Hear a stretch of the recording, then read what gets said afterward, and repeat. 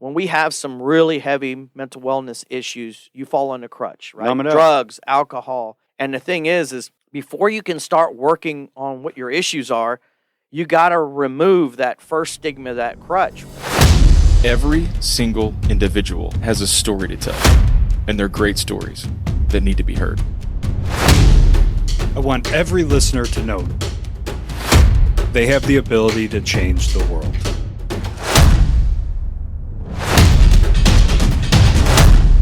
Welcome to the 1720 Podcast. What's up, Mountain Movers? Welcome back to the 1720 Podcast. Yesterday, Stewie, was a day I'll never forget, my man. It was amazing. And again, we've lost our time machine because this would have been 6 or 7 days ago. I'm going with yesterday. Yeah, it's but natural. it was yesterday. We had a chance to catch up with 60 or so prior guests. I don't know exactly how many were in the room. Celebrate last week's episode being 100. And it was actually surprised. We're surprised. So that's pretty cool. 60 people pulled this off without spoiling it. Accidentally, they were probably just genuinely excited, like, hey, I'll see you Tuesday. and nobody ruined it.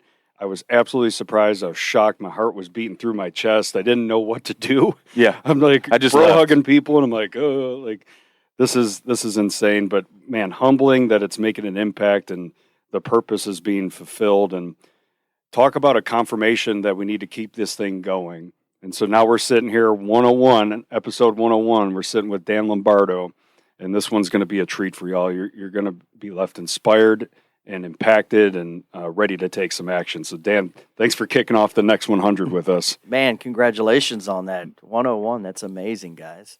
It was. It's been an awesome journey. And like Kev said yesterday, or he said just a minute ago, but we talked about it yesterday.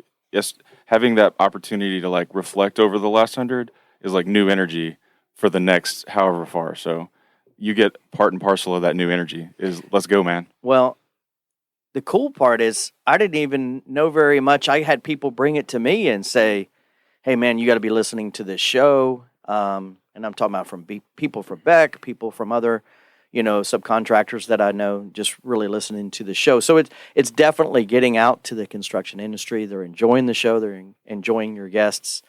I guess where you guys want to start, from the beginning? Oh, yeah. So here we go. We'll start from the beginning. Well, real quick is, I guess the thing to kick it off would be is how I got to where I am, in the sense of my family, of course, immigrants from Sicily.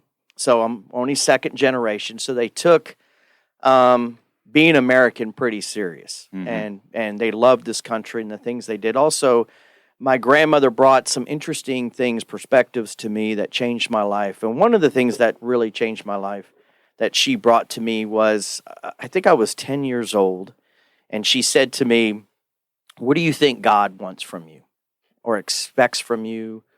And I threw all this stuff out there, the normal thing that any 10-year-old would say, thou shalt not kill, thou shalt not blah, blah, blah. And she said, no, that he would like you to make this world a better place, better than when you got here, that you physically made a difference. You put your hands around it and you personally made a difference.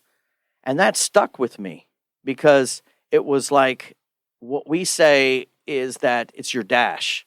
So you got your born in date when you came into this world. The dash is in between. Oh, yeah. And then you got the date you're leaving. So what are you going to do with that dash? And when you look back on that dash, did you make a dent? Did you do something? And going through kind of how the normal, I guess, everyday person, it's you more focus on your career and where your career is going and the things that you have and the things that you feel that are the pinnacle things in your life. And I look at life a little bit differently. So just through kind of always being into the side of giving to charities and different things, but after I got out of college, I went into the Air Force. This was during Desert Storm. And, I served, and the Air Force was really good to me. I learned a lot. I had a couple people that were in my command that were really, hey, as much as I wanted to learn, they would give to me. But one day, Michael Higley, who was a pilot and a friend, he died in front of me. The plane, we had basically an accident that happened on the runway, and I rushed to go to that, and I was called off by fire command because it was by a fuel dump. Mm-hmm. And I kind of felt part that it was, I could have done something, and I could have saved them. Now, there's other things that happened that day that was just weird, like the cockpit, it looks like a hand was coming out of it. And they gave me this whole thing. Well, the heat, there's no way he could have survived in that heat temperature, but that doesn't change what my mind went through. Right. So, I kind of buried that and lived with that for a while. And interesting enough, a couple guys decided to try to do something, and all they wanted to do was the awareness that in 2012, the VA administration released that they finally accepted we were losing 22 vets a day who died by suicide. And we decided as a group that, man, let's educate America on this.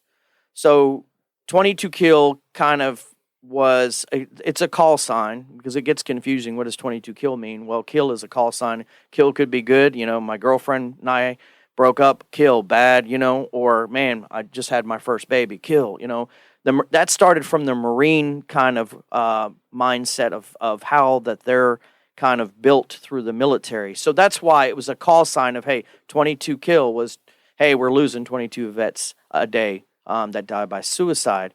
So through that thing, I decided, hey, listen, I need to get really in depth and see how I can help, see how I can bring a difference to this organization. And so literally we started with a push-up challenge. I have seen it. Yeah. And it's 22 push-ups that you would do, and you would get your honor ring. The honor ring we wear on our index finger. It's a black ring. We've sold, 1 month we were selling 4,000 rings a month, right? Oh, wow. We had Donald Trump wear one. We had a bunch of other people, stars, celebrities. The Rock did his push-ups. David Beckham, a lot of country stars. Aaron Copeland, who is big in Texas, is one of the supporters who's going to do our clay shoot for us that comes up. It's actually September 9th. It's right around the corner. Yeah, right. He's playing at our golf outing. He's really in, right? And we've had Stoney LaRue and a bunch of people. So we had the support. We had people backing us, but it was like, what's the next step, right? And the next step was the people in our circle that were having these issues. We thought, well, maybe we can help them. So we decided to partner thinking, hey, this is what the solution was help some of these partners find counselors. Well, the only problem is warrior communication. Warrior, veteran, first responder, their communication is a lot more different than a normal civilian. So the counselors, it was just really hard for them to communicate. I'm going to stop you. What do you mean by that? So, give you an example. A counselor that comes up through the trade to become a counselor in LPC, they're probably more honed to understand your basic issues, your basic problems. But when you have a warrior that comes to you and says, I watched 3 of my best friends die, and tell them how, we even had counselors cry, and the warrior go, I don't know what to do, my counselor's crying. The communication and the understanding was the other one is, we all know it, that a lot of warriors are very vocal, use a lot of special words that, cuss words, and to come in and, start talking about something might come across as a very aggressive behavior. So the communication and the mindset of understanding how a warrior communicates was definitely not there. Yeah, I get that. Okay. So we decided the only way that this is going to move forward, that it could possibly change it, is we're going to have to do counseling ourselves. So we started a program at that time. It was called Stay the Course. Now it's One Tribe Counseling. And so we moved on through the counseling stuff. And that's really been our focus and growth, is being a mental wellness organization now. So interesting enough how the construction industry got involved in this was just before we started providing therapy. Of course, it would take money, funds. Yeah. And there's a few people in the industry that I'll give shout-outs to, because the funny thing is I didn't know how they thought when I brought it to them, but Keith McCoy from Balfour, Jeff Parsons from DPR, Christian Gournay. We had Chad Jackson, who was at KDC and KDC. Chad's now at Todd Interests. Mhm. But I brought it to these guys saying, listen, I want to have an event because we need to raise funds, and I think the construction industry would help us. Mhm. But I need somebody like to kick this thing off to say, I'm going to give you some funds and kind of get me in the black before I start. Because the thing that you hate the most is I'm going to have an event and it doesn't make money, Yeah, right? Yeah. So I had to go to these people who were my friends and say, here's what we want to do, right? We want to provide mental wellness service, counseling for these veterans. I know you guys are behind the 22 push-up challenge and everything, but this is where we're headed. And man, nobody blinked an eye, right? Balfour jumped in with 10. DPR jumped in. Everybody just started jumping in. So the first event we ever had, I brought Sal Junta. I talked to you guys about Sal. He's basically a Medal of Honor. First Medal of Honor for Afghanistan. Great guy, great individual. Said, Dan, I'll come speak for you. We'll make this a great event. And we ended up netting like 70 grand. Mhm. And for the first one out of the box, that's pretty impressive. And definitely because me doing an events that was 2,000 here, 5,000 here. So I decided I would create a separate organization that supports 22 Kill, now One Tribe Foundation, is called 22 Kill Leaders in Construction. Okay. 22 Kill Leaders in Construction, been around a little over 7 years and is raised millions now. It really has on every basis that has connected to it. And it has only grown bigger and bigger and bigger. So the construction industry really, I love about it is, first of all, people don't realize how many warriors are in the construction industry. That's right. And something interesting, talking about Keith McCoy, was Keith, like one of the first times he did it, was like, hey, you got 20 seats at a table. So he put out, if you're a veteran within Balfour, please reach out to me because we want you to have a seat first. Oh, that's awesome. And it was way more than 20 people. Yeah. And he was like, I had no idea that we had that many warriors in our company. And I think a lot of organizations don't realize how many warriors are in their organization, and that they really need to treat warriors like they would in any other organization within theirs, like have a veterans group. I'm doing that for Beck now, right? Is something to appreciate the warriors, let them understand, hey, we're behind you and we'll give you support just like you would any other part of that. So going through that, I'll explain to you guys like how we got to where we are today. So 22 Kill, we never expected. I'm telling you, 8 years ago, never thought that we would get to providing over 8,000 one-on-one visits, right? And that we would have a kids program, which is Watch, We Are the Children of Heroes, that we focus on the children of the lost, right? What are these young boys and girls doing that they lost mom or dad, right? Let me interrupt. I'm going to interrupt again. Take me back, because that number to me, that there are 22, and I might mess it up, 22 veterans a day take their own lives. Right. I'm going to ask a stupid question so that I can get a great answer, but like, why? Why is that number so high in the veteran community? Because it's not like that across other jobs, other occupations, other professions, other people groups. Like, why is it so high there? You won't believe this, but before I answer that question, construction's not far behind. I know. Oh, yeah. Yeah, we talked about this. I don't know if we talked about it on the air or not. I believe it was with Melanie. Wasn't she the one that brought it to my attention? Several people have, man. It's a crazy number. Yeah. But here's the reason why is, first of all, is how we are built mentally, and how, if you look at how we say that we think a warrior should be viewed. Let's start off with that. Okay. When we think of a warrior, we think of somebody who's a badass, tough, and we've built that stigma. And so when they're having issues, they don't feel that if I freaking say I'm having an issue, right? They're going to say I'm not that person. right? Ooh. I'm not that warrior. I'm not tough. I'm not that.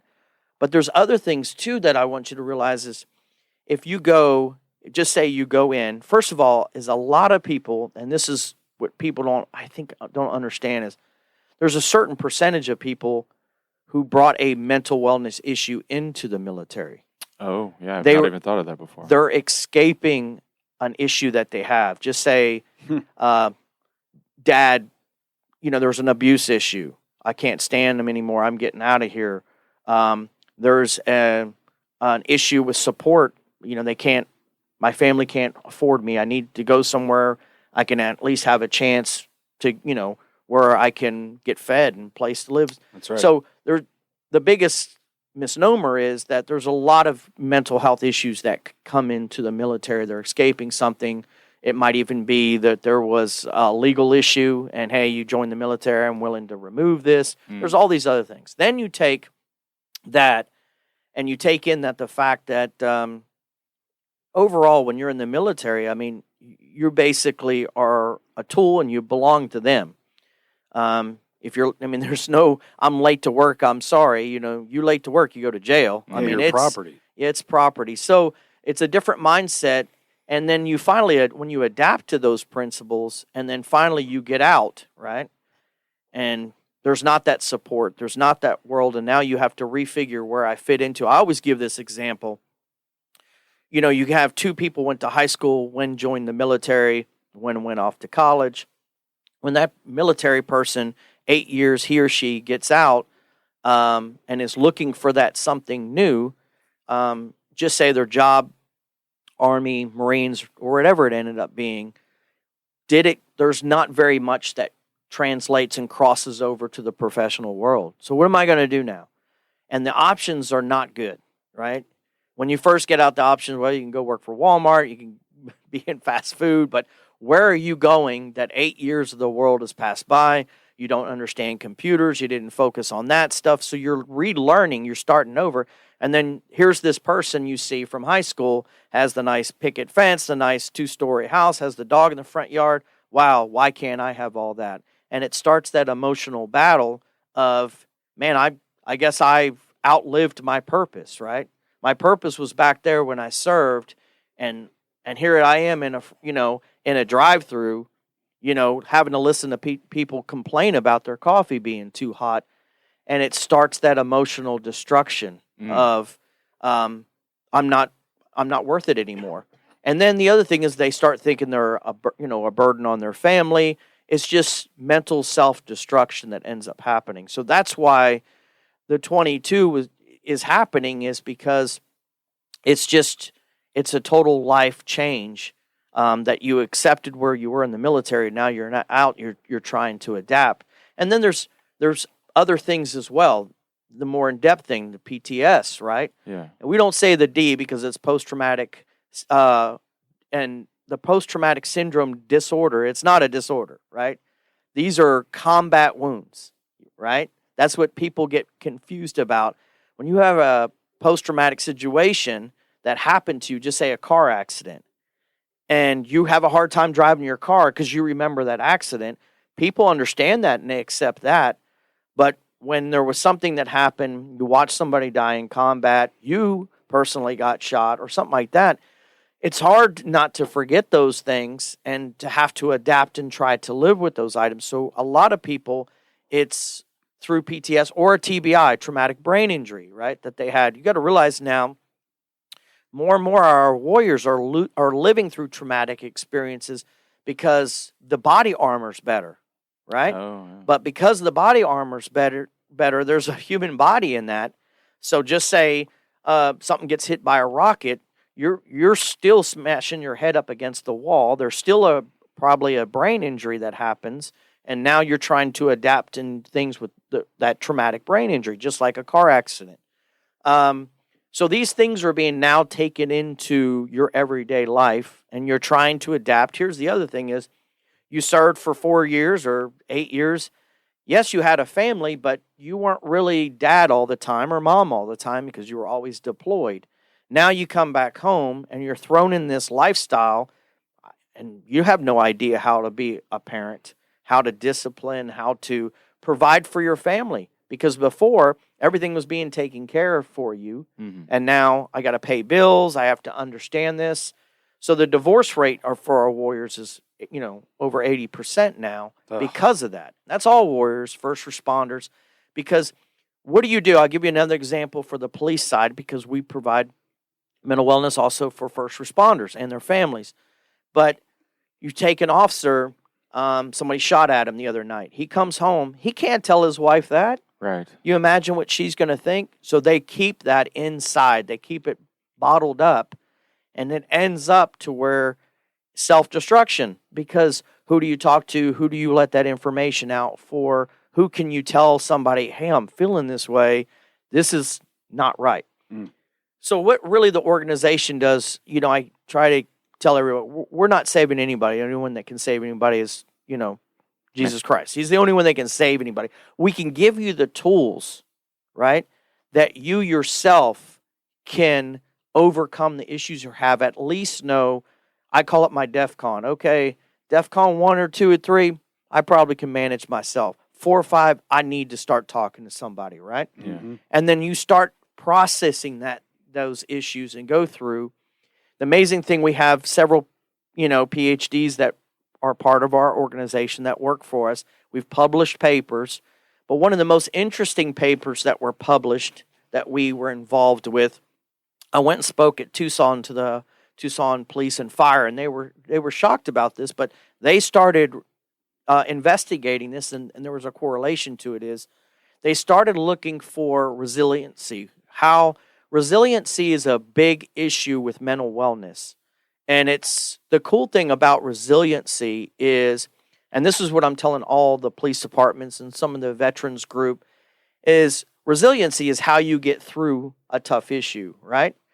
And the mental resiliency is we need to be prepared for it. So what we're saying to a lot of officers, instead of waiting till there's an issue or a firefighter or an EMT, that you get to this pinnacle of, I have to talk to somebody, is start talking through mental wellness now.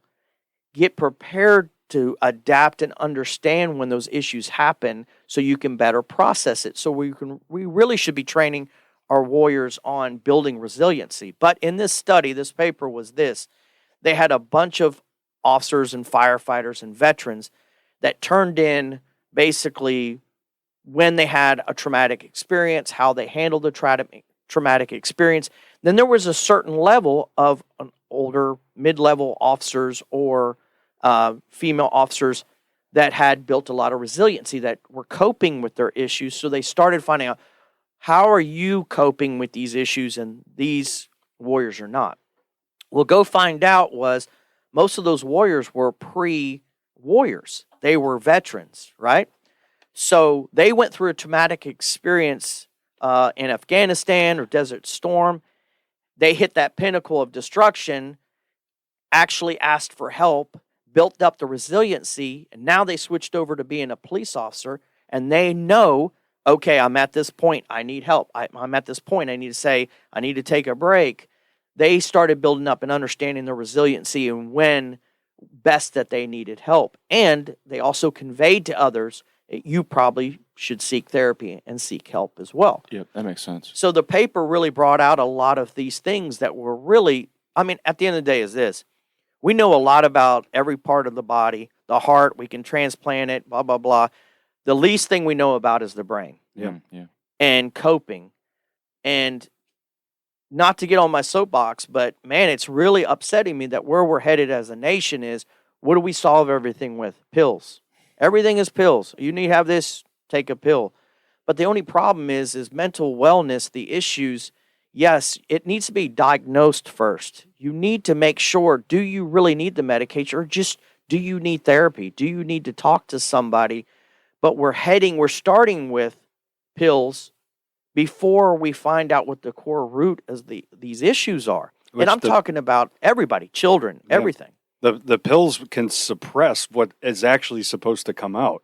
Like it's not even, it's just medicating the issue. It's definitely not fixing the issue. Well, you look at it, when we were young, there was no ADD, there was no of those issues, right? No. You just, hey, go outside and work it out, joined football. We had different ways that your parents handled it. Now, instantly, it becomes, right? Well, they need to be on medication. And I'll never forget, one of my almost the second to the youngest is just high-strung, like I was. And they said, well, maybe he needs to be on medication. I was like, are you a doctor? Yeah. Are you a psychologist? No, you're not. Don't tell me my kid needs to be on medication. Yeah. We'll work through this together, right? We'll find different ways to cope with this, but that shouldn't be the first one, right?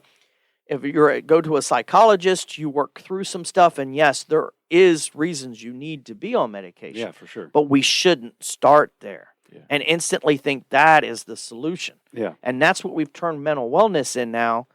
Well, if you're feeling that, if you're depressed, just take this. Yeah, right. But is it really getting rid of the core issue, the core problem? Absolutely not. Because only you know what's going on between the 6 inches between your ears. And you have to open up and get those things off your chest, work through them, how to overcome them. And it's a big thing.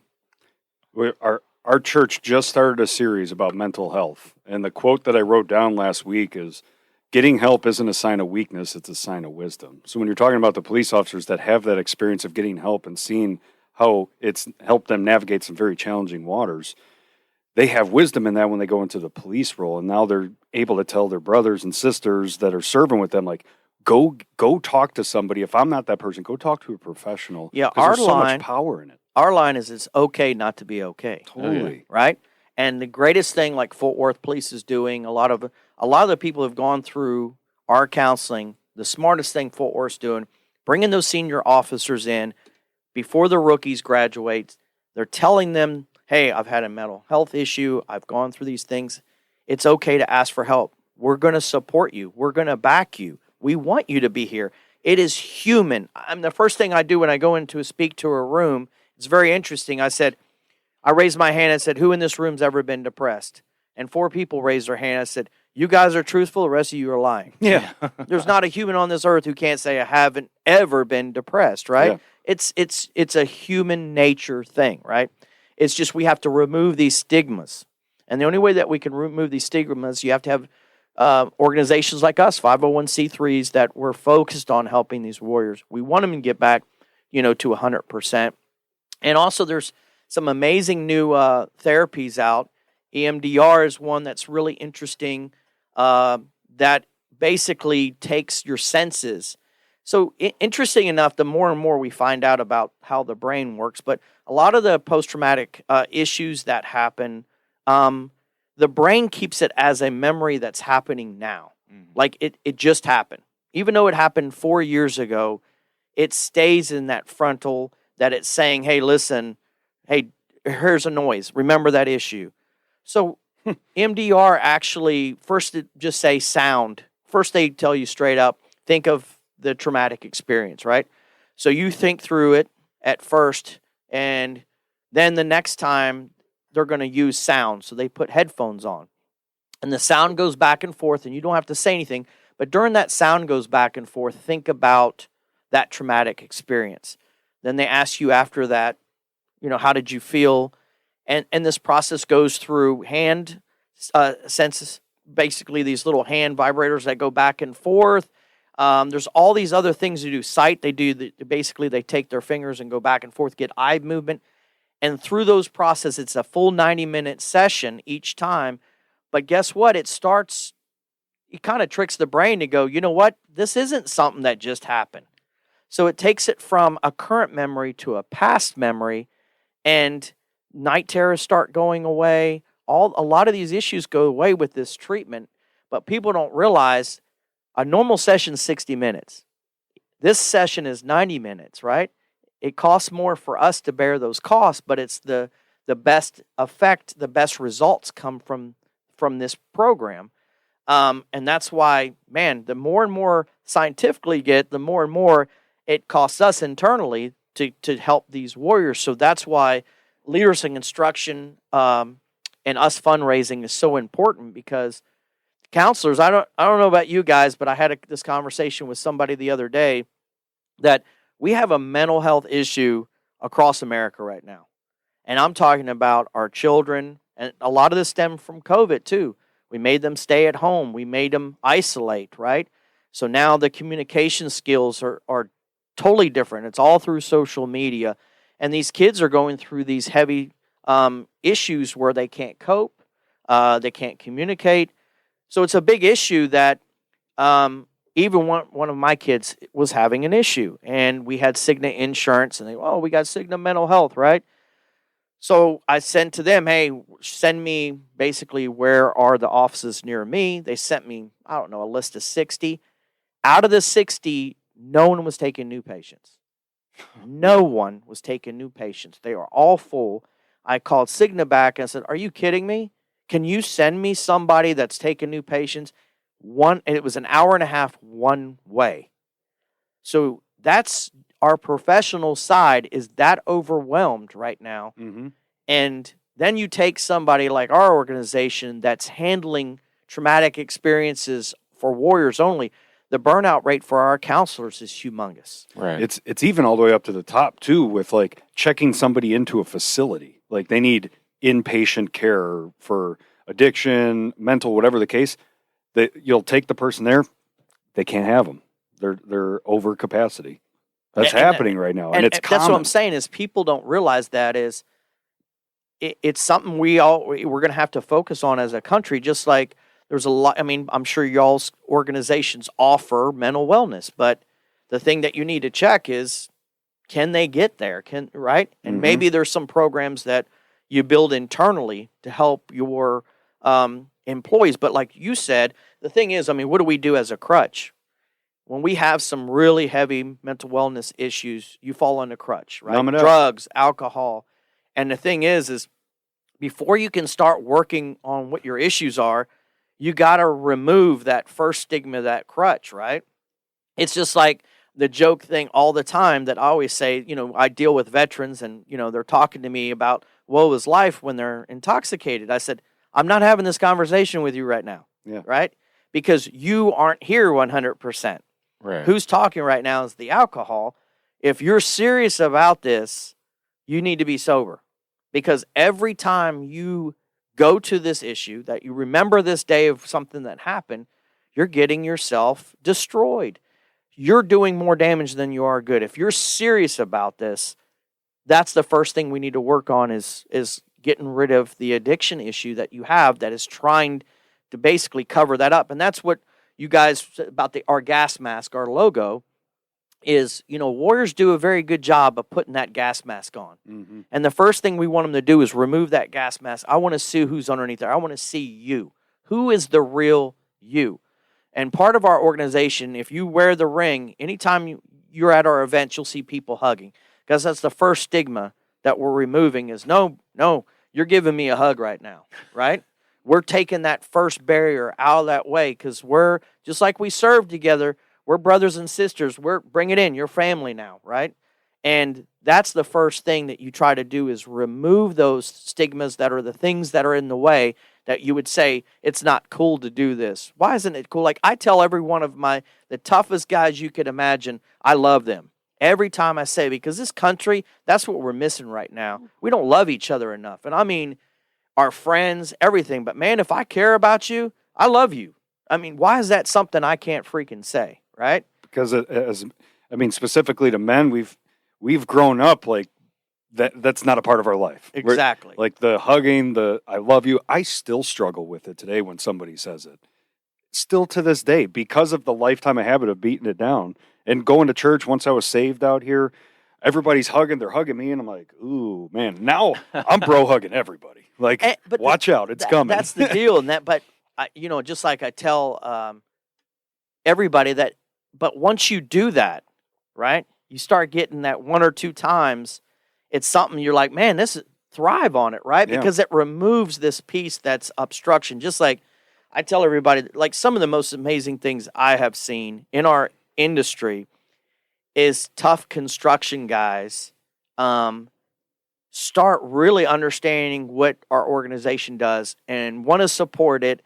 And all of a sudden you see some amazing things. Guys, Michael Haidt from Balfour? Yeah, okay. I've met him. Michael, pretty tough guy, great, got involved in us, started helping us. And the greatest thing was he brought me this check. It was like for 10 grand. And he goes, here you go. And I was like, do you know how amazing that is? I said, I'm not talking about the money.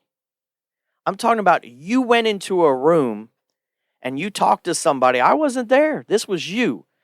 And you got so compassionate about the organization and so compassionate about making a difference that somebody said, you know what, I'm writing you a check right now. Yeah. That is a more powerful thing, and I call it force multiplier, is I tell everybody is, I think everybody has a soul.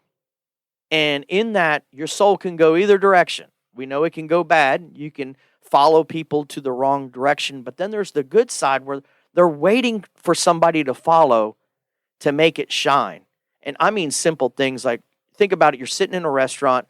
You see somebody buy an officer or veteran's lunch. You immediately, what is this in your head that you immediately go, man, maybe I should do that, right? Yeah. You know what that is. That's you being told, right? It's God telling you, because that's a good thing. But then do you make the decision? I'm not doing that. Or the next time you lead the effort and you do that.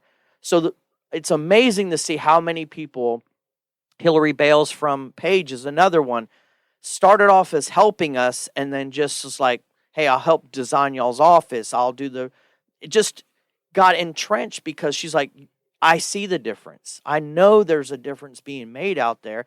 So what I tell your listeners is I don't care if it's veterans, first responders, or whatever it is, but the only way that you can enhance your soul and really fulfill it is you personally make a difference in something. Do something. And I know it seems easy and it's good. We need the people that write the checks, but you can't just write a check. Yeah, right? yeah. Get yourself involved in it, and the fulfillment you will get is just, to me, the 10 times the amount, because you'll feel that every time and you want more of it. Just like anything else you do, right? You go, man, this is fun. I compare it to, I love going shooting, right? Long distance shooting, clay shooting. And you go, man, I could do that again. Do you want to shoot all over again? You love doing it, right? Because it gives you fulfillment. The side of giving to charities and making a difference in somebody's life, and it doesn't have to be a charity, somebody that you see that needs help and support, that's why you were created. In my opinion, that's why you were created. I got the chair swivel going. Yeah, you do. The chair swivel for me is, I'm picking up what you're throwing down. Like that's a good sign if you're like, why is this psycho just twisting the cord and swiveling the chair? Kev's on fire over there. I love that there's a 22 kill leaders in construction arm of this because the industry has stepped in, because they're compassionate. I could speak all day about this, about how awesome our industry is, and how, I mean, we're broken in a lot of ways, but there's so many people that want to make a difference and lean into it and are compassionate about it. And some light bulbs are going off about the similarities between military and construction. Both of those, call it industries, might be somebody's second choice. It might be that industry chose them, like you were talking about legally and some other things. So you come into both of those industries with some brokenness. It's not that those industries created it. They're full of broken people. And so recognizing that, and how do we lean into it? How do we make an impact around it? Man, those are some light bulb moments for me. Well, and I've been trying to think as you're talking, like, if veterans number is 22 a day, and I don't know what the construction industry's number is, but like, what are the similarities? Like, why is the construction industry's number so high also in terms of like per diem suicides? I mean, I think you guys know it. The problem with the construction industry now is just like a first responder, you can't get away anymore. Think about it. Our schedules have gotten intense, right? Intense. Now we can't buy anything. We can't get anything. Our workforce, not like it was 10 years ago. So these leaders and these people are being stressed out. And what I mean, you can't get away from it. You got this cell phone next to you, and you're expected. You're going to answer this 24 hours a day. I need these emails returned now. The pressure and stress in our industry is really, it's gotten to this breaking point that I say is because unless these schedules increase, everything's compacted. Yeah. We're all on top of each other. We can't get people to join. We waited way too long as a country to say, hey, listen, there's another route from college, which is the trades. And, Bill Gates called it years ago when the computer thing was getting on. He said, it's $100 an hour now to write a program, and it's $20 an hour to get your toilet unstuffed. He goes, I bet you these are going to switch in 10 years. Right? Now, think about it. With the trades cost to get something done versus computers, we're not teaching these kids to work a screwdriver, a shovel. They don't know how to do all this. So the interest to join our industry, we have to make that a focus because it's only going to get worse. We understand now because the pressures and costs, design has not been as detailed as it was because the costs are down. Like I said, the craftsmanship, it's hard now. It really is. Think about the turnover rate that we've had in the past 6 months is humongous. Yeah. So that's why I feel the construction is so hard up. And if we don't, as organizations, find our own ways internally to help with the stress, we're going to have a big issue because my leaders didn't even know, you guys are offering a whole bunch of wonderful things, but is there anyone out there that can actually physically see them right now? Right. Some of my most stressful conversations or heated conversations as a sub is with GCs now.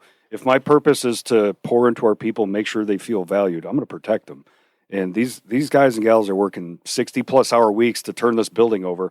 All the while, there's a superintendent and project engineers barking at them like they're dogs and screaming at them and swearing at them while they're building their building. And so when I catch wind of that, that's when I step in. And it's not pretty at those times.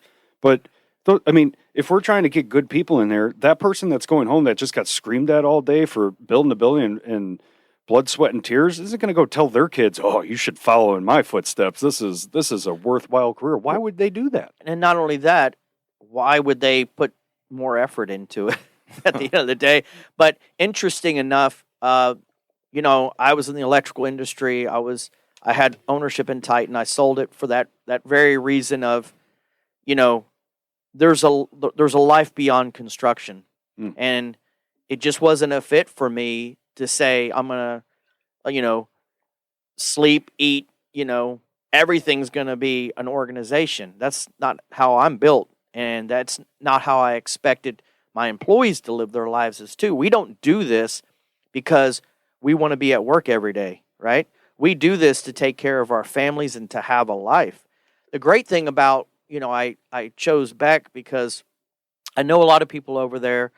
It's for as large as a company is a great family aspect, but also I did because what you were saying is when I was on the subcontractor side, I want to be treated as a partner, right? And that's the thing some companies have lost is you work for us, you're going to get this done. Well, these things were missing on the drawings. Nope, you're eating it, right? That's what kind of industry we turned to. And Beck was one that always came to me, well, nope, I'm fighting the fight for you. You're right, this is not on the drawings.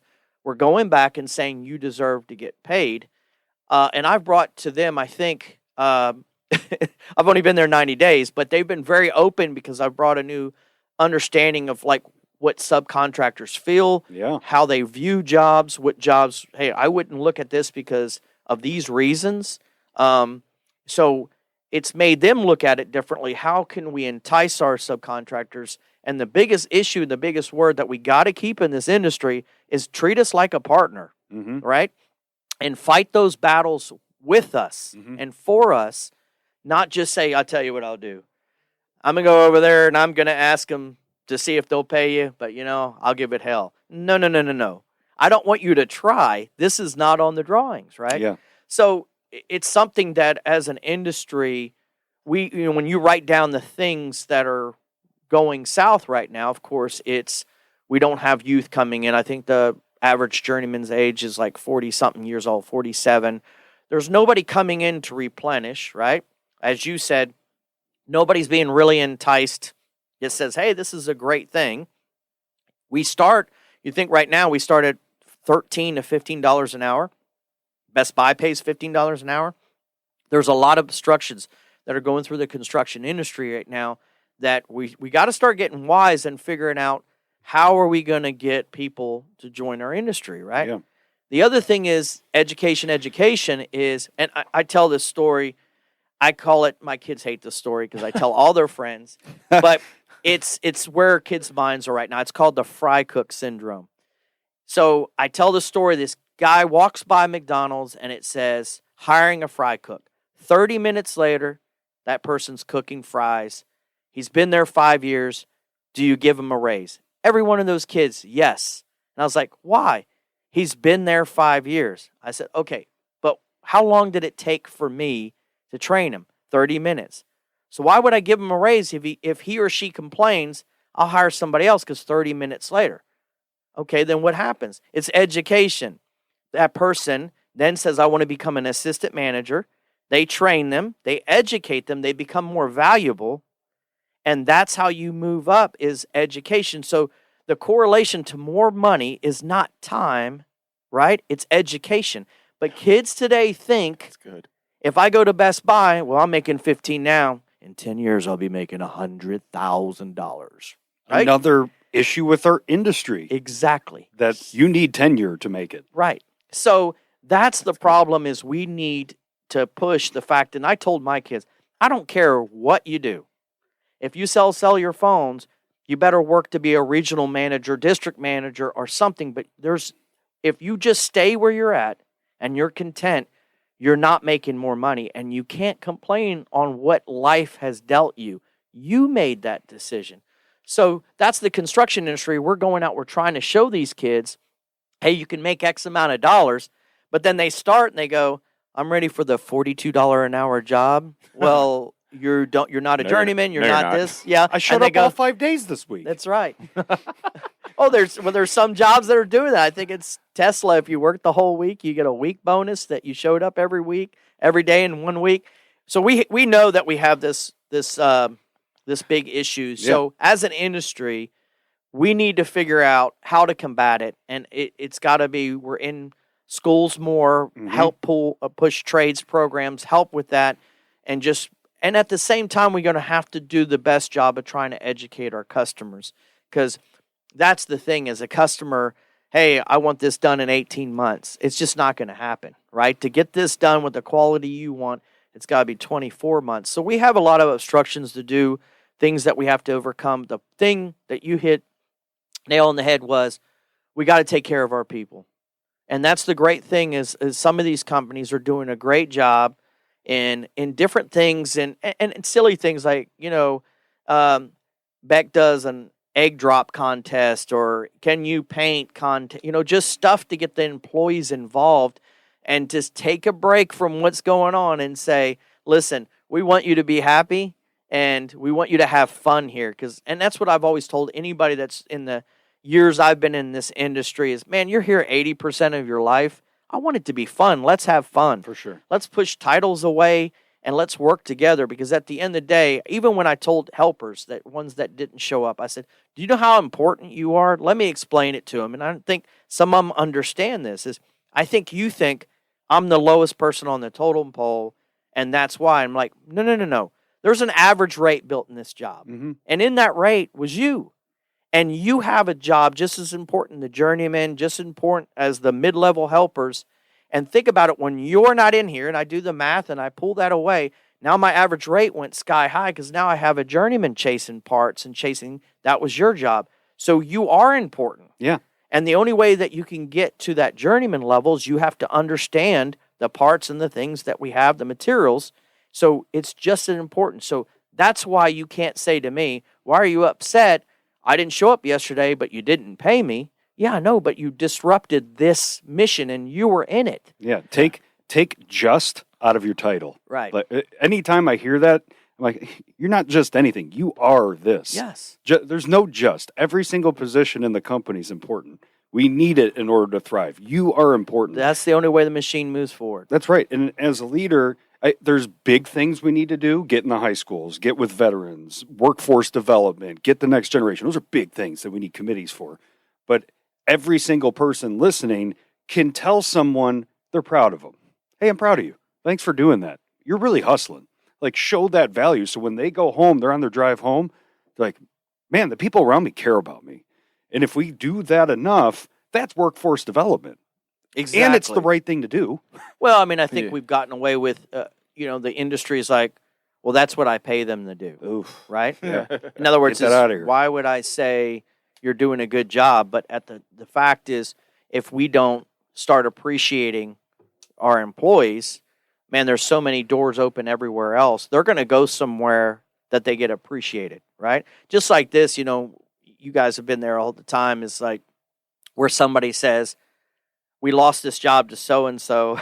I love this. But, man, they're losing money, you know, when they do the job. And I'm like, they worked for that customer for 3 years. I don't think they're losing money. What that is called is a relationship, right? And our industry is built on relationships. And I always tell somebody, if the relationship leaves construction, I'm going to sell, you know, freaking popsicles out of the back of a pickup truck. Italian ice, maybe, you know, different flavors, 4 flavors. I've thought about this a few times. It's a Very trailer. specific, Right? yeah. His business plan's on the table right now. Flip it over. I By the way, I don't need any more business I'm cards. looking Stop, for people to buy into this plan. You know, just in case. But, you know, that's our industry is a relation-based industry. And just as we focus on the relationship with our customers, we have to have relationships with our employees. And we have to and it's a different era. You know, when I started, it was very aggressive, right? Yeah. You got yelled at. You did all that stuff, but then also you look at it, we did stupid stuff. We did hot work. We did stuff like that. So I think we're headed to a new day where I feel employees are more protected than they've ever been. But it's how you convey that. Like, I hate wearing eye protection. I hate wearing the vest and the hard hat. I know, but let me tell you why. Let me show you some things why. Yeah. I mean, most accidents, they are is your hands and your eyes, right? And we want you to go home at 100% every time to be your family, not have to say they're not going to be here because this happened. Yeah. Same thing it is in the military. That's why it was easy for me as a leader to move in the construction industry, because as a military bunch, there is no low. You're a team. You're a tribe. And why our organization, you know, the motto is one tribe, one fight, is because the confusion of the difference. In other words, is if you're a team, and we hate using the word team, because team, you can be defaulted by a jersey, but you're not in the same mindset. You all are wearing a jersey, but you all don't seem the same mindset. But a tribe, that's the same mindset. That's the difference between a tribe and team. So one tribe, one fight is everyone, not just veterans, first responders. We want everyone, a tribe, to combat mental wellness. And that's why it made more sense for us when we were growing, is really 22 Kill was created as really our education and awareness program, not to lead the effort. So we changed the parent organization to One Tribe Foundation. The mental health now changed to One Tribe Counseling. Our outdoor program is One Tribe Outdoor, because we're a tribe. We're together. 22 Kill will always stay as our education awareness, because that was the logo, that was the brand that got us to where we are today. But that's why we're changing to the One Tribe mindset. So the only programs that aren't One Tribe is our watch program. We are the Children of Heroes, as I said, and that focuses on the children lost. We take those kids. It's amazing. Buck runs that part of our organization. What he does is he takes these kids to Nashville, and they can write their pain out on a piece of paper, and you have a professional musician create a song for that child, produce it, and give it back. And now they created something through their pain, and they understand, I can move forward. There's all kinds of different programs and things that we do as an organization. But, man, as you said, it's not for the weak-hearted. Yeah. Our counselors, the burnout rate for counselors is hard. You're dealing with warriors every day, you know, some really intense issues that happen. Marriage counseling is huge. We deal with the children of warriors. I mean, how they feel, what they're going through. So the organization has, man, I never expected, 8 years that we are today. But I'm going to tell you right now, we couldn't have got where we are today without the construction industry. Really, leaders in construction really helped give us a couple big, checks that got us, man, we can grow, we can keep growing. And then interesting enough, everybody knew we weren't blowing the money on anything stupid because our office was just pretty nasty. And then DPR came in and got everything donated, got us a new office. So kudos to DPR for the support they gave us and the help. And it was a little bit of everybody. Everything was taken care of except the front door. And then Clune came by to check out our organization. And Clune goes, "Why do you have this nasty front door?" "Well, we couldn't get it donated. We'll take care of it." So we've had a lot of support from the construction industry, from the A&E community. We've come a long way, and, it's just been amazing. And it's great. The next chapter of my life is with Beck. Beck's getting involved. They're interested in me starting this veterans program with them, also a veterans hiring program. Because they were confused. They're like, "Well, I don't know if we want to bring in, like, how does it fit for veterans to be project managers or blah, blah, blah." And I said, no. There's a bunch of military people who are getting out processed, and these are people that understand the chain of command, that are used to getting up early as we do. We need to get them in now, not necessarily for just, they're not project managers, but they have these tools, they have these processes that fit perfectly in construction. So what I'm asking that we're thinking the process is we get partners like you guys and say, "Hey, we got these 4 people, we can only use one. Could you use one of these people? Yeah. Could you formulate and get one of these people and try to take them into a very positive direction?" And also where the connection comes in with our organization is some of them are taking this mental wellness issues with them into your organizations. Well, if you see a change in them, get us connected with them. Hey, listen, it's just like an addiction issue. The mistake people said or say with addiction issue, "Well, I don't understand. Why do you want to be around us drinking? You went and you got taken care of." It's like, what? There was no magic wand. It's ding, this person now doesn't like alcohol. It's an addiction they're going to fight for the rest of their life. And you have to make decisions. Choose new friends you hang out with. It's a tough path. We've had a warrior that, we sent through addiction issues twice, and it's because he couldn't escape his old friends. And the sad part is people that see, a lot of people that are down in the ditch, they want to keep you down in the ditch because they know they're in a bad situation, and you start helping yourself. "Hey, why don't you try it one more time? You've won with this issue." And to tell a person, this is one of the biggest steps is the circle you're in is damaging you. Mm-hmm. You need a new circle. Isn't that right? Dan Bradley's crab analogy? Wasn't that him? I don't know if it's directly on point for this, but the analogy is still apt. It was, the crabs trying to crawl out of the bucket, and what do the other crabs do? It's the exact analogy. Snatch onto him and yank him back down. Yeah, come on down with me. We don't want you getting out. Yeah. Exactly. So it's you got to start your life over, and it's a big step. It's just very hard, and these are not easy issues. And that's the thing is, it's hard to understand and put your arms around something that you don't understand. Yeah. Right? And that's the thing, just like a lot of people come to me and say, that they don't understand what warriors go through. And then, I just tell them a few stories, a few things. Like I told you guys, Matt Pierce shot 6 times, right? Lived through it, back at work at Fort Worth Police. You don't think that he doesn't live through that every day, right? And that it's challenging, and people make the mistake and ask him, "Hey, how did it feel to get shot 6 times?" Like, why would you ask them that question? Yeah. Or the Medal of Honor recipients, we have so many that speak for us that, man, every time they speak, they're reliving that day. They're trying to help others, right? But they themselves, are reliving that day. So that's the thing a lot of us don't do is, you're making a difference, but man, you got to take care of yourself and your mental wellness as well. And it's challenging.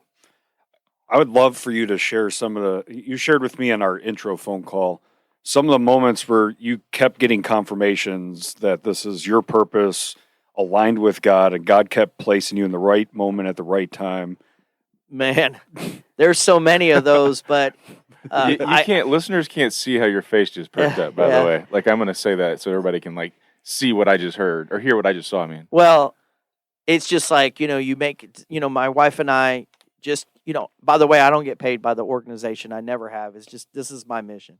So it's been a long haul. Plus, I'm also, Brotherhood of the Fallen Police Organization in Fort Worth was trying to grow, and we were doing mental wellness for them. So I started helping them as well. Well, I guess I'm chairman of the advisory board for them as well. So my wife doesn't see me very often, because I'm always at either a police event, a fire event, or I'm doing something for our organization because I'm, of course, chairman and of this organization.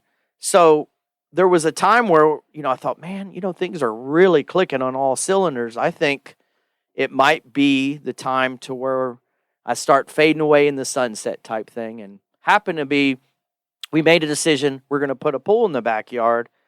And we had these 2 soccer nets, full-size soccer goals in the back. That was my oldest. And I told my son, I said, hey, we're getting rid of these things. I'm going to make it easy. I'm putting $50. You get both of them. It's going to be quick. But here's the deal. I'm not messing with this.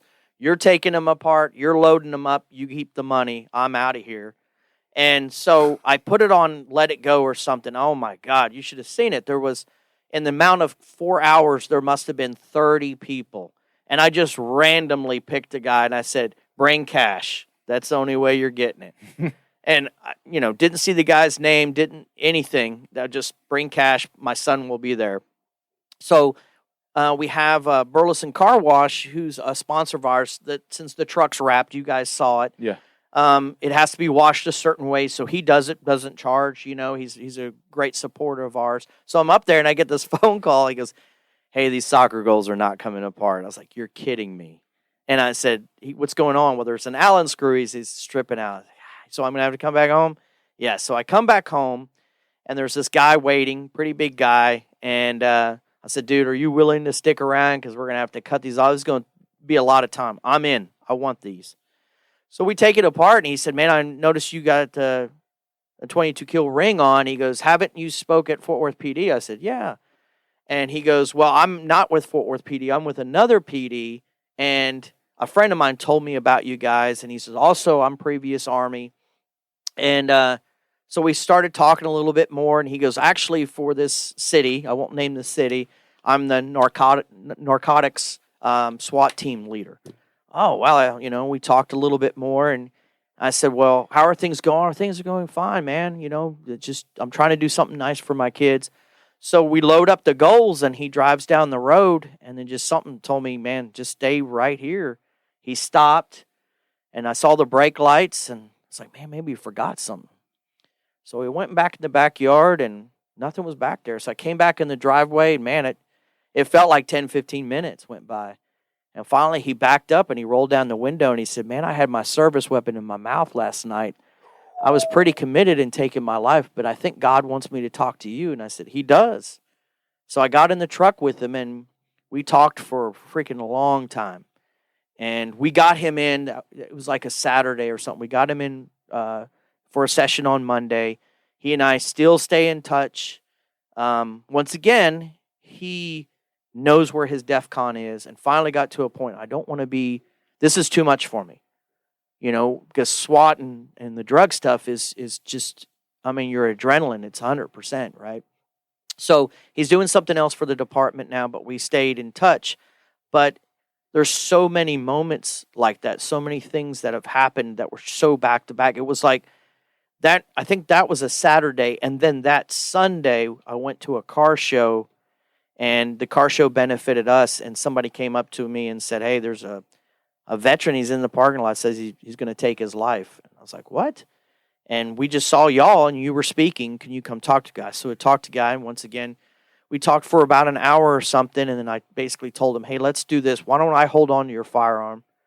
I'll put it in my safe, and you show up at our organization. You start seeing it. When you're ready, I'll give you this thing back. And it was longer than a week. He came and saw us. He had issues about losing his children. We had to walk through all that, set some goals.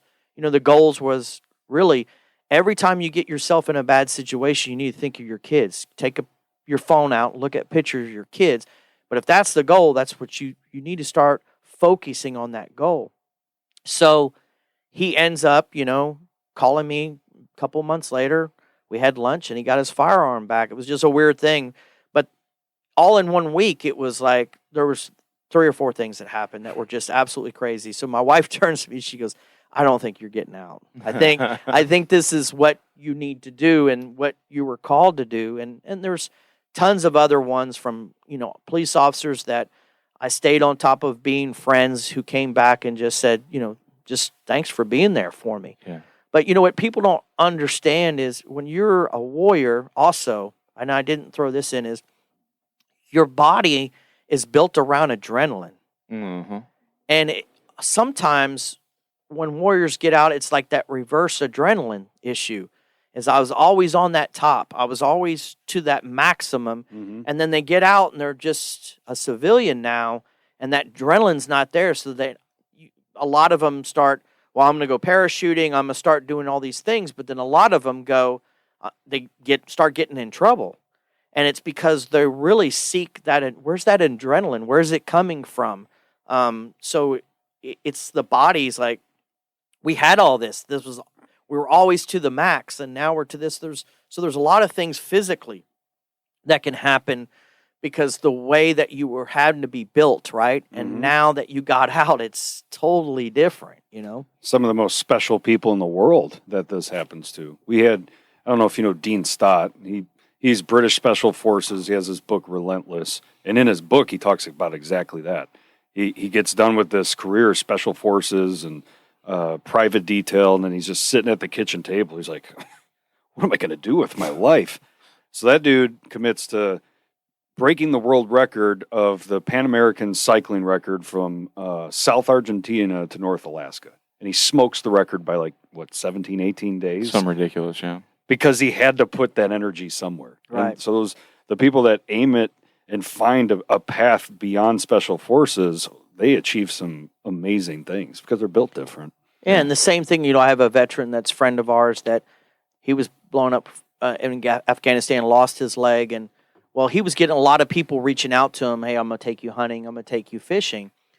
Well, then the problem was there was all these highs, and then when he got home, there was all these lows.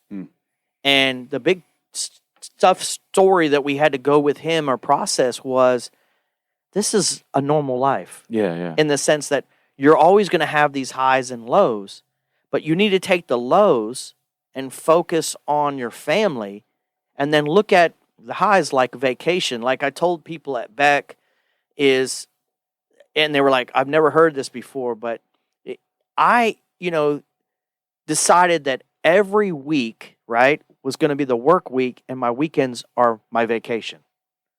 So I would look at a week, go, I can't wait till my vacation. They go, you're going on vacation again? Yeah, I am. This weekend. What are you going to do? I don't know, but it's going to be fun. And every week I have a vacation because my wife and I are like, we're going to go to events, but then we're going to do something cool. But mentally, just reduce the stress was just set up each week as a goal and stop looking at stress as this huge thing. Because I was looking way down the road, too far down the road. Where am I going to be in this? What am I going to do? And none of that really matters right now. Let me focus the week in front of me, and then I got a vacation at the end of it. And then guess what? Come Monday, I'm restarting over again. Okay, I'm back at work, giving 100%, but I'm going to have a vacation this weekend. Yeah. And I told people, just try to find whatever the mental challenges that you have and the stress you have, try to figure out ways to mentally cope to get over it, right? And then, like I said, maybe that your job's just not what you need to be doing, right? Maybe you need to focus what's best for your family. And like I told you guys, I never was in this journey to become a millionaire and to have tons of possessions. My thing is I want to enjoy my life and enjoy my family and then make a difference in someone else's life. To me, that's more fulfilling than anything. And, when I was young, I thought the cool stuff, I got to have a Mustang. I got to have this, got to have that.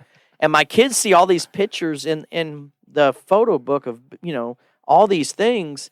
So why don't you have those things? I said, the funny thing is I don't miss them. I really don't, right? It's just, and not saying it wouldn't be cool, but I'm just having so much fun and involvement and the feedback from humans trying to make a difference. It really, that's the fun thing. That's the enjoyable thing that I want to see and I want to do and meet new people like you guys. And you guys are doing a great job. And I told you both that it was weird, another weird thing, because somebody was just telling me about y'all's show and it was cool. And then all of a sudden you contacted me and I was like, oh, that's weird. Like somebody was literally just talking about it. And then Chad from Beck, right? He goes, man, I listen to that show all the time. It's amazing. And I was like, where did this come from? It's like first somebody tells me about it. He contacts me and then Chad tells me, oh, that show is fantastic, right?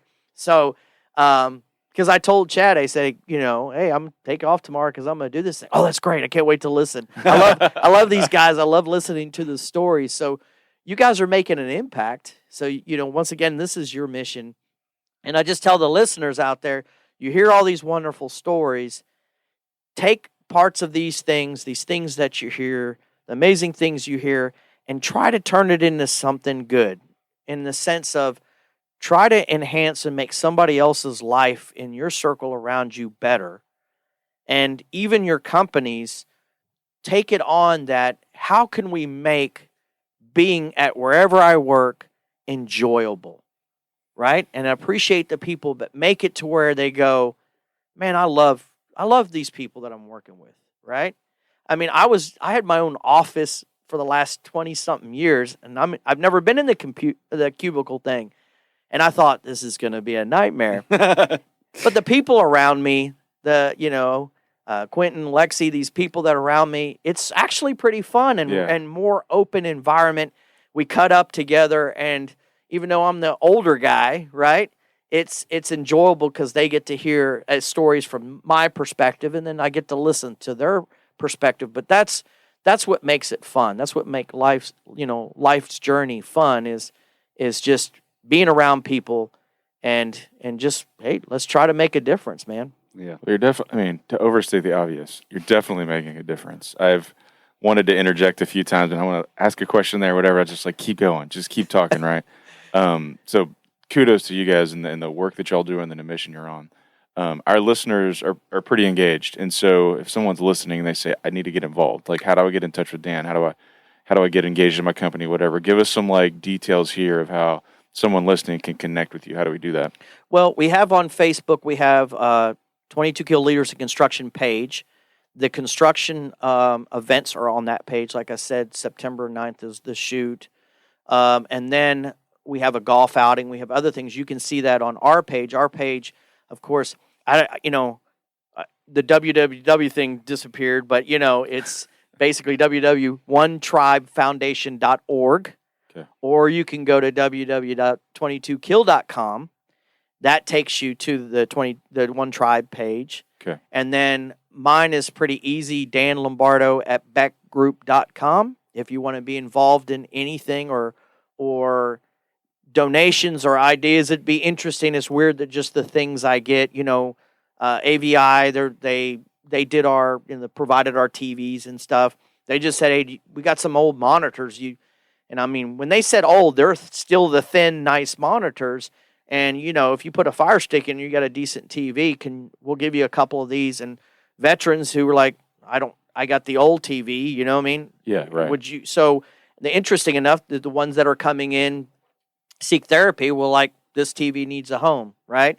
Or, do you want to use this or have this? And it's just, and we put who it was donated by, right? So every little bit helps. We never know what little gestures make a difference. And just like I told somebody, is that person that you see sitting across from you or next to you, you don't know where they're at right now, right? Mm-hmm. In their minds, in their head.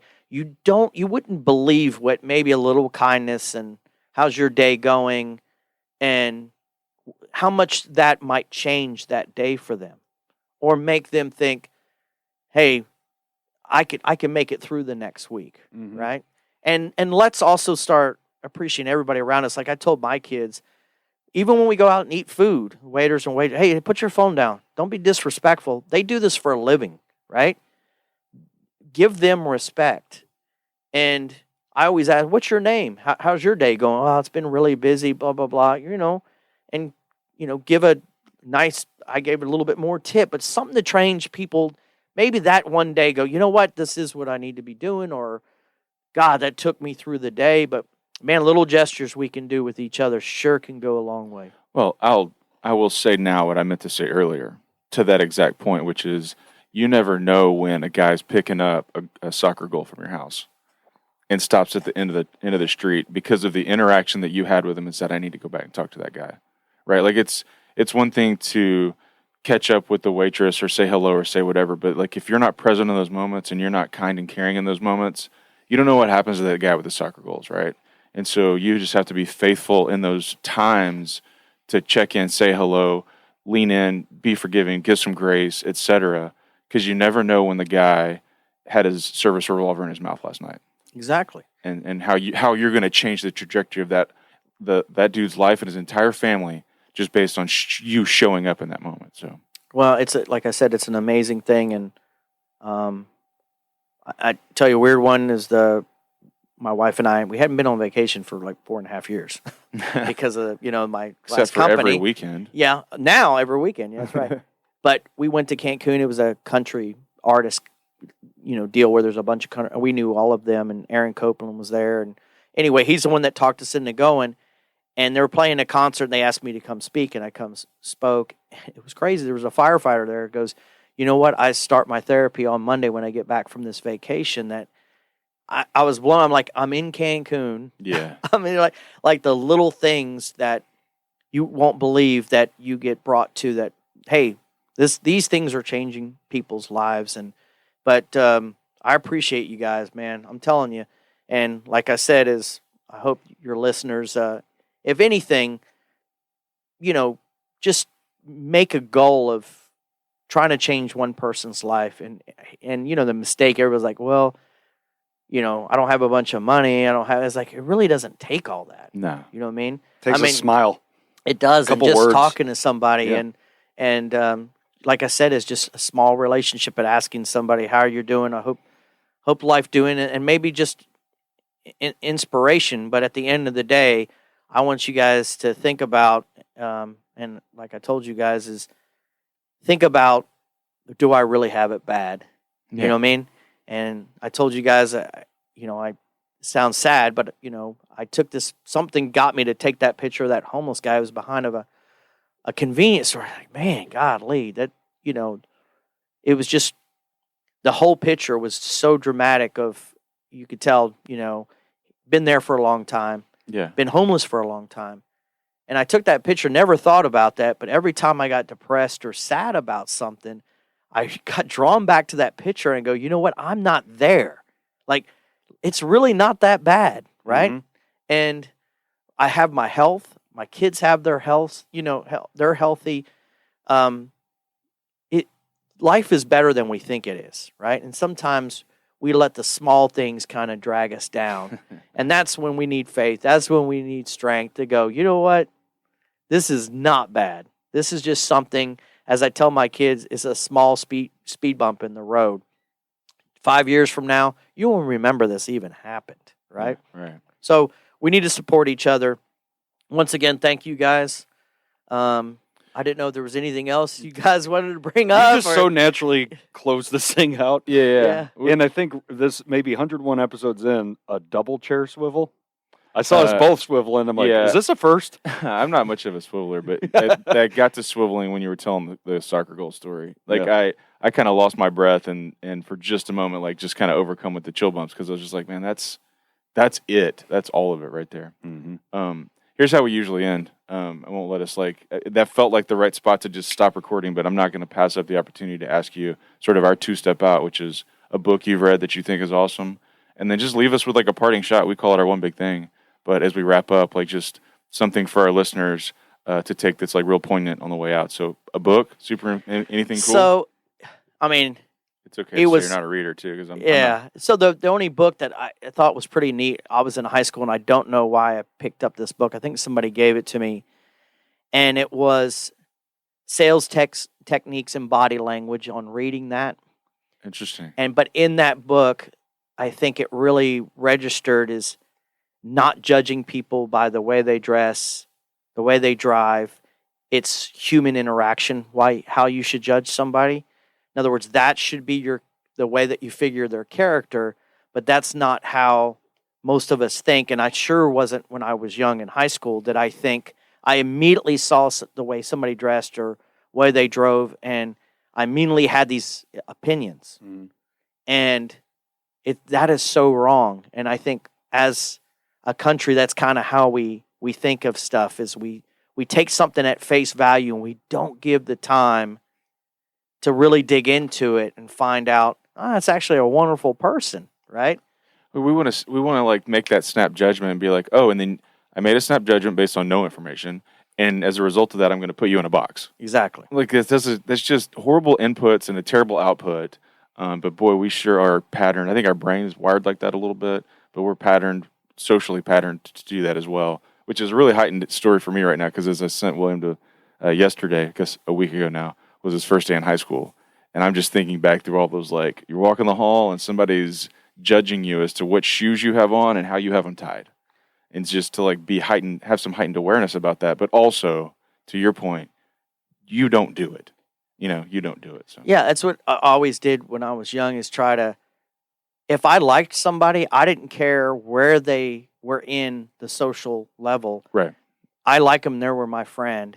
And I didn't realize that impact till I walked the stage when I graduated, at how many people, and it's because that's how I was raised, is if you like a person, don't let other people force the judgments that, well, you can't be friends with them. I was like, no, they're my friend. I like them. Right. And I guess on taking us out, I've already said it, I think I've said it 3 or 4 times, but man, let's start loving each other more. Let's start making a difference. And your listeners are mainly construction people, a good portion of them. Try to make a difference in your own organization, in the sense of, think of processes and things that, first of all, you can improve mental wellness for your employees. And second of all, just appreciating the people around you, and try to be a steward of that, of how can I make a difference in company, instead of just coming here every day and sitting in my chair and doing the job I was hired to do. Make your company a better company, right? Just try to take it above and beyond. Then lastly, if you're a general contractor, because I've been doing nothing but helping Beck as much as I can, we have to stick to that our subcontractors are partners. We can't do it without them. And, we need to start looking outside the box of how to protect them. And you guys know this as well. The way we're headed right now, the only way that these jobs are going to get done is early procurement. Mm-hmm. Bring them on as partners, right? And Beck is doing that. It's working out really well, because we help design the job together as partners, as teammates, to keep it in budget, because we all know, man, budgets are so far out right now. It's crazy. So I appreciate you guys once again. Thanks, man. Thank you for bringing me in, and I love you both. Appreciate it, brother. Love you too, man. This was awesome.